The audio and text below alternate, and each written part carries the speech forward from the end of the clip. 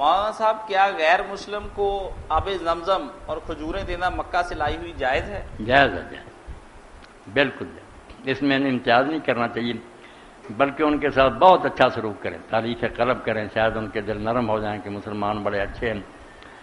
یہاں ایک واقعہ میں بیان کر دینا چاہتا ہوں، بے شک وقت خرچی ہو جائے، کہ ایک شخص مجوسی تھا، آگ پوجتے ہیں، اس کو خدا مانتے ہیں۔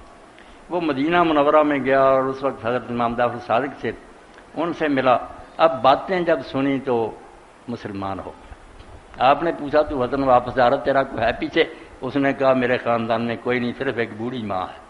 تو آپ نے فرمایا کہ اس کے سامنے نماز نہ پڑھنا، نہ اس کو اپنے مسلمان ہونے کا بتانا، سلوک نیک کر، پہلے سے زیادہ اچھا سلوک کر۔ وہ جب گیا تو اس نے ایسا ہی کیا، نماز خفیہ پڑھ لینی، بتایا نہیں اماں کو۔ آپ نے فرمایا صدمہ ہوگا، اس کی عمر گزری اس دین پر، وہ تو مر جائے گی بیچاری کہ میرا بیٹا گمراہ ہو گیا۔ نیک سلوک بہت کر۔ ماں نے کریدنا شروع کیا کہ بیٹا تو پہلے کوئی اتنا برا نہیں تھا، بٹ بہت نیک سلوک کرتا، ٹالتا رہا، نہیں اماں میرا کام ہے۔ آخر ایک دن اس نے کہا اماں ایک شہر ہے مدینہ عرب کے ملک میں وہاں گیا تھا، وہاں ایک بزرگ مجھے ملے تھے، انہوں نے مجھے ہدایت کی تھی کہ ماں کی بہت عزت کرتا، اس لیے کرتا۔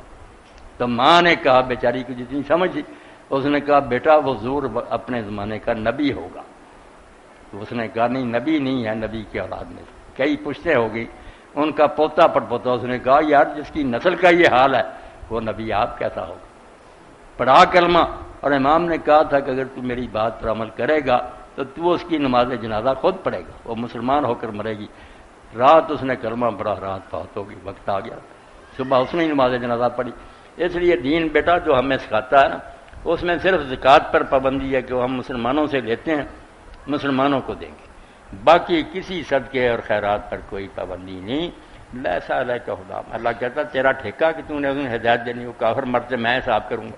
یہ جہاں خیرات کے مسائل میں ہے نا سورہ بقرہ میں، وہاں کہا کہ تم کیوں اپنے ذمہ لیتے ہو کہ وہ ہدایت پر نہیں آتا؟ نہیں ہدایت لیتا میں جانوں، میں اس کا کام دان ہے، تم مدد کرو۔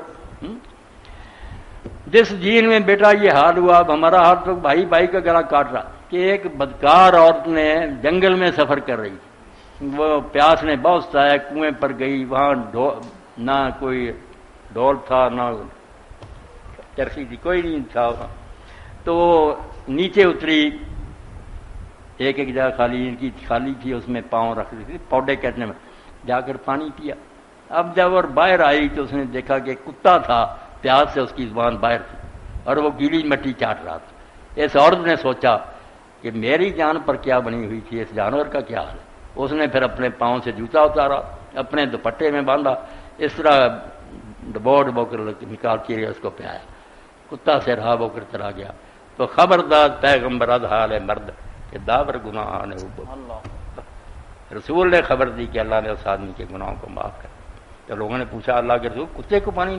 اب فرمایا ہاں جس چیز میں بھی اللہ نے جان رکھی ہے، کوئی ہو، سور ہو خنزیر ہو، تم پانی پلاؤ، اللہ کی مخلوق، حلال حرام اللہ کی، کیوں تم اس کو برا جانتے؟